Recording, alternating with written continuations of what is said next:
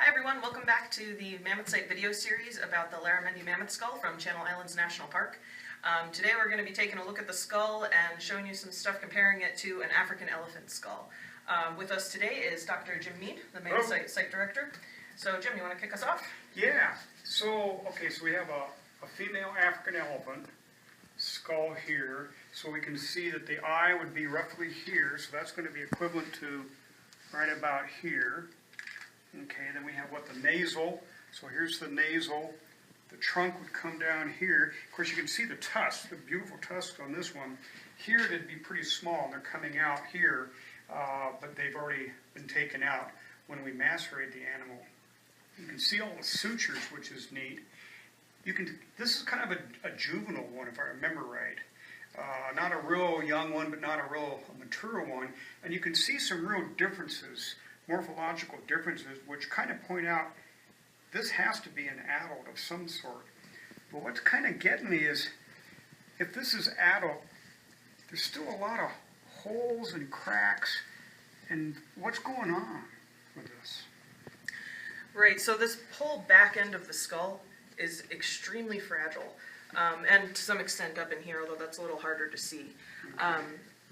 So the back end of the skull in a mammoth and an elephant is essentially hollow. It's full of all kinds of little cavities, and you can kind of see in here, there's some areas in the back of the skull where the bone fell through during excavation, and these holes, in some cases, can go down about 5 or 6 inches. That essentially have nothing in them. So we know the rest of the back end of this skull is also going to be hollow. If you come over and take a look at the African elephant, you can see exactly what we're talking about. So this area here is right along the ridge. So these are the same points, basically. Right. So the whole interior here just has those cells, or big pockets, and the bone is extremely thin. Some places it can be almost paper thin. So the back end of the skull not having, that really dense bone in it. So all these sinuses make it lightweight. Right, exactly. Okay. And it also, creates a lot of preservation problems, because most times when you find mammoth skulls like this, because the bone's so thin, it usually gets kind of crushed. Yeah, kind of deformed a bit. So we've kind of lucked out in some ways with this. Although it's heavily broken, it's not broken up as much as they usually are. Right, yeah, this thing still has, most of the bulbous kind of shape at the back. And you can kind of see a few places where things kind of scrunch together a little bit. Yeah. That's like right up along the crest here where some of these pieces fell through. Down right in this area is probably the worst fractures that we have on the skull. Right. And again, that would be equivalent to right in this area here. So right, exactly. In this area. Okay. It's amazing these things preserve at all. And this, of course, would be the nasal cavity, I guess, into the brain, coming out here to the nose.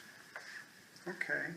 And then, now why is it, I find it interesting, here's this huge tusk that's so strong, and yet, right at the top where it's forming, right where the tooth, if you will, is forming as it grows, it's so thin.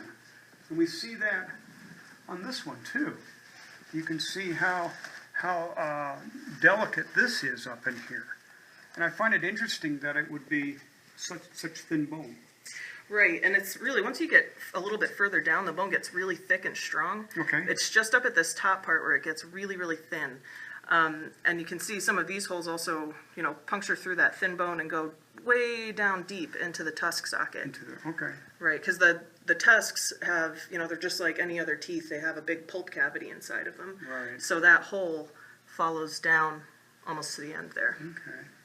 Another thing I notice is this part of the malar, the jugal area. I notice this is a separate bone, which we know about in osteology, but this is here. It's fused on. We're missing it on this one. Right. We've got the left side. We've got the full cheekbone. Right. But on the right side, we're missing that middle section. Right. Okay. And the interesting thing about that is that it's separated along the suture lines that right. we were talking which about is earlier. Essentially these two right here. Okay. Wow. It's interesting. Here's a big African elephant, kind of a juvenile, and then you can just see how mature this one is compared to this one. To me, it's just the morphology says this one's a little bit older in terms of individual age. Right, and even so, you know, it might be, you know, an older individual, but just comparing the sizes of the skull, this skull, the back end of it is a lot more, you know, just massive. Bigger, yeah, The tusk sockets on this guy are a lot bigger, kind of longer, right. but that's probably, you know, That mostly could be- because this is a male versus a female. Female, right, sexual dimorphism. Interesting. So the next thing you're gonna do is gonna be taking off more along the edges here? Yeah, at this point, I'm still consolidating this top part. I want to make sure it's as stable as possible before I, you know, take the next step. But yeah, I'll probably be working a little bit further down on this side, and then I'll move up the tusks. I couldn't do this, I'm glad you're doing it. It takes some patience, but Definitely does. it's a fun project. Well, we'll see you next week then. Great. Yep, we'll be back again to show you guys some more progress on what we're doing with the skull. Thanks for joining us. If you're interested in looking up some more information about this guy, we have some other videos on our Facebook page. I think they're also on YouTube, so be sure to check that stuff out, and we'll see you again. Goodbye.